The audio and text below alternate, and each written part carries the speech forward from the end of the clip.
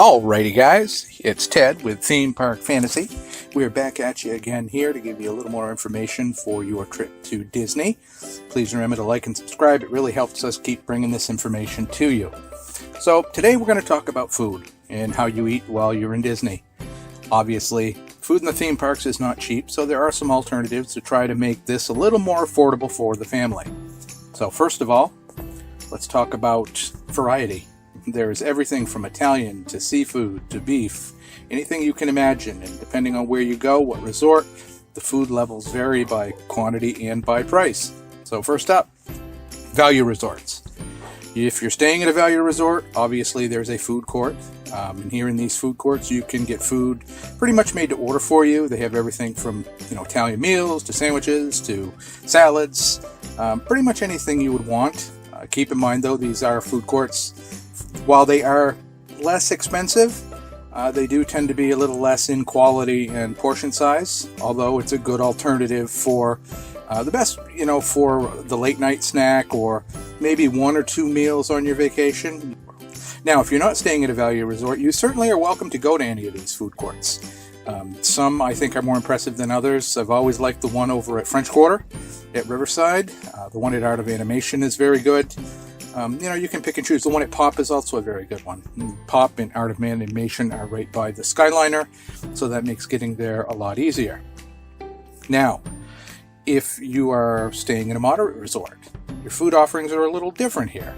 You still have a food court option, which will give you basically the same design as the value resorts. So you'll have meals, some are prefab, they do have grab and go, or you can pick and choose what you want. The nice thing here is, you can share it with the family. You don't have to get 5 meals if you got 5 people. You can make kind of a buffet at the table and go for it. But the other plus is the moderate resorts offer you a table service. So this is a nice change. In the moderate resorts over at the Coronado, there's the Mayan Grill. That's always a good alternative. And there's boat rights over at Port Orleans Riverside. These are traditional sit-down meals. Boat Rights offers a prime rib. They tend to be a little more affordable than say, eating at some of the deluxe resorts or definitely eating in the parks. Food quality is good. Prices are a little better. Portion sizes are good. So it's a good alternative. If you're staying in one of these resorts, you might want to eat, one of these table services a couple times during the week to help break it up. Now, another choice is, obviously, if you're staying in a deluxe resort, you not only have a food court, you have a table service, and then they also have what's called signature dining locations. So, for instance, at the Grand Floridian, you have the Grand Floridian Cafe, which is a table service. It's a very nice location. The decorations are beautiful. The Grand is my favorite resort, so, it kind of goes hand in hand. The Whispering Canyon Cafe is over at the Wilderness Lodge. That's more of a dining experience where if you ask for a bottle of ketchup, you're going to get 20 of them from everyone around you. And then over at the Polynesian, there's Ohana, which is a family-style dining experience that it's probably one of the best ones in Disney. Price-wise, for what you get, it is a very good deal. You get freshly skewered beef, chicken, and shrimp brought to your table with a whole bunch of other sides that go along with it. Now, for signature locations, which are a step above a traditional table service at these deluxe resorts, you can have it like at the Floridian. You can have an experience like Citricos, which is a very nice sit-down table service.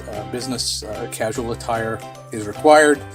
Then you can actually go a step above that and go to Victoria & Albert's, which is a 10-course dining experience. And you can even go above that and sit at the chef's table at Victoria & Albert's and have the chef prepare your meal directly for you. Other locations, top ones in Disney, obviously, the California Grill, which is on top of the Contemporary. That's a very popular location. It has beautiful views of the Magic Kingdom. It's an amazing location to view fireworks when they bring them back. So those are always good choices. Also, in a lot of these locations, you will find a buffet. And if you're a buffet type person where a lot of food is essential to your being, then you have the Contemporary offers Chef Mickey's, and the Grand Floridian offers 1900 Park Fare. I happen to like these buffet. Out of the two, my favorite is 1900 Park Fair. You get to see all sorts of different characters, from Mary Poppins to Alice to Cinderella to the evil stepsisters to the stepmother. It's a really unique location to visit and eat at. Now from there, you can hop over to Bar and Grills. This is another alternative to try to spread your money out. We've always found it is cheaper to eat at a bar and grill, especially if you're going to have a drink. So usually most of these bar and grills will offer you, a burger, a steak, a fish, usually a salmon. Top ones that we've had great times for visiting are, Geyser Point, which is over at the Wilderness Lodge. That's a very nice outdoor location. It is covered, it is heated for the cooler weather, but you have great views of Bay Lake. The Wave, which is a table service restaurant in the Contemporary, actually has a lounge, so you can get drinks and food there. There's the Three Bridges Bar and Grill, which is over at the Coronado. That's another unique location. It sits out in the middle of the lake. You basically walk across bridges to get to it, so that is totally outdoor. There's the Tambu Lounge over at Ohana in Victoria Falls. Those locations, they all offer you quality appetizers. Some have dinner items, but they do vary. Prices do seem to be good, but you're sharing with everyone, so there's not that drive to eat everything on the plate. Make sure you walk out of there, stuffed. A lot of times you can get a good meal for a decent price, have a drink or two, and you still feel good. You can hop out, go back to the parks if it's during the day. If not, it's a great way to wind down the evening. Now, another good alternative, you want to try to spread your vacation up, is a couple nights down in Disney Springs. Here you're going to find some of the better restaurants in Disney. Yes, the deluxe resorts do offer the top restaurants for Disney. You'll find the same thing down in Disney Springs. You actually have 3 celebrity chef locations. Wolfgang Puck has a bar and grill. Morimoto Asia, it's Iron Chef Morimoto. His location is in the middle of Disney Springs, and it is Asian food and very good. And then there is Chef Art Smith, and his restaurant is Homecomings, and that's actually right across from Morimoto Asia. That is actually more southern food, more Florida-style food, very home-style. They have an extensive moonshine menu, so if moonshine is your thing, and it should be, that is a very good location to try. Portion sizes are good, food quality is good on all these locations, and flavors obviously are what you want in a restaurant.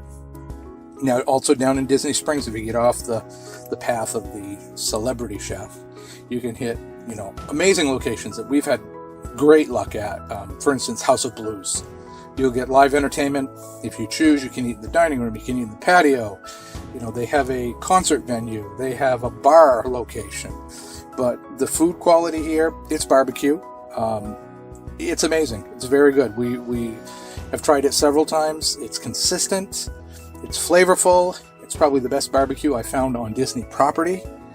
So if that is your thing, ribs, chicken, brisket, that's where you want to be going. The Boathouse, which is in the Landing. They have the Impa cars that drive around the lake. Their food is of nautical theme.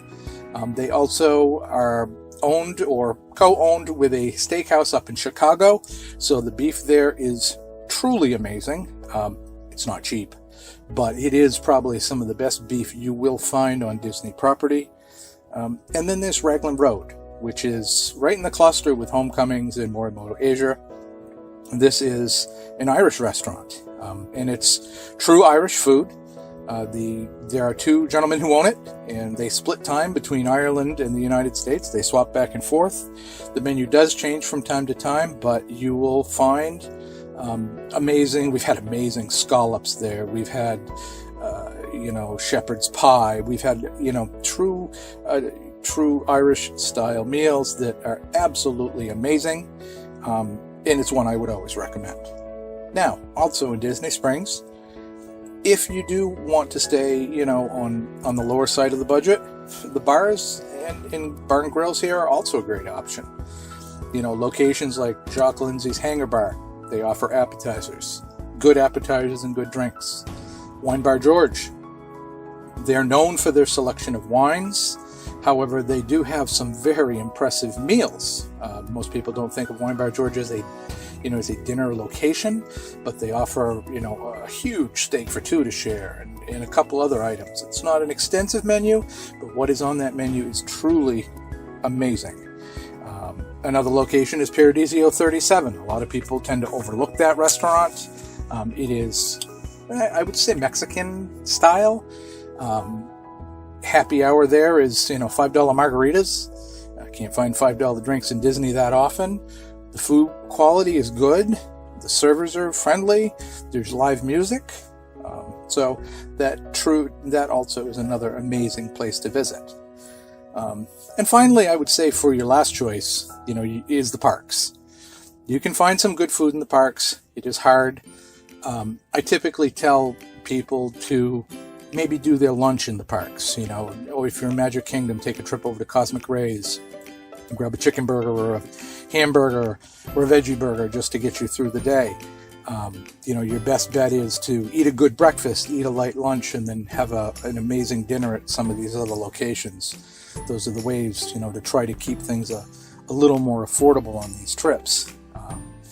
And then there is also, probably the best quick serve is over in Epcot, which is the Four Seasons in the Land Pavilion. They have such a huge selection of options, from Asian to chicken and beef and sandwiches and grinders. It truly, I've never quite come across a quick serve in Disney that is like that. It's almost more like what you'd find in the Value Resort for the food court. But it is, food quality is good, prices are good, and to be honest with you, it's usually one of the slower food courts in all of Disney World. People tend to forget it because Epcot, of course, has, a number of restaurants that people frequent, especially when you're talking about World Showcase or some of the other locations in Epcot. But the final option is, buffets. If you're a buffet person, you can also find these in the theme parks. Crystal Palace in Magic Kingdom is one good one where you'll get, decent quality food. It is a buffet price, which are all, like I think they're $62, $65 a person now. But when you're talking about theme park food, that's pretty much where you are. You're paying for theming, ambiance in the theme parks. So, if you're over at Be Our Guest, which is in Beast Castle, you're paying for that. I'm not particularly a fan of Be Our Guest. The venue itself is absolutely stunning. But when I'm in the kingdom, my favorite restaurant is Skipper's. For me, that's their food quality and prices, servers. It's a neat location. It's a takeoff of the Jungle Cruise. So that is an experience also. But these are just a few of the ways, to try to spread out your day. You don't want to be eating all in your hotel because you're just not going to enjoy it. But yet, for most of us, we can't afford to eat at, the deluxe resort restaurants every night. A place like Citrico's for a party of, two is going to be $200, $250, a night. That's quite a bit of money. But food quality is better. Now, the other thing, too, is if you're staying at a moderate or in, a value resort, you are welcome to eat anywhere. Take a trip over to the Floridian. Take the boat from the Magic Kingdom. Head over to the Polynesian. Trek out to Wilderness Lodge. These locations are all something that the theming you need to see. And it does put value on the price of these meals. It's not just a trip, it can be an experience. So this has been Ted for Theme Park Fantasy. We have much more information on this over on our website at themeparkfantasy.com. If you want to head over there, we've broken this down with a little more detail, listed out the restaurants, made it a little easier for you to pick and choose. The one thing I do have to say is no matter what you do in Disney, short of the food courts, make a reservation. Make a reservation. Make a reservation. I'm repeating myself on purpose because in Disney World, especially with the pandemic, reservations are tight. Sometimes if you try walking in, you're not going to get in, or they'll put you on a first-come, first-served basis. So you could be an hour, hour and a half, 2 hours down the road before you get your table. Make your reservations ahead of time. It will certainly give you a much better experience. You don't have to spend your time waiting around. You can spend it in the parks where you should.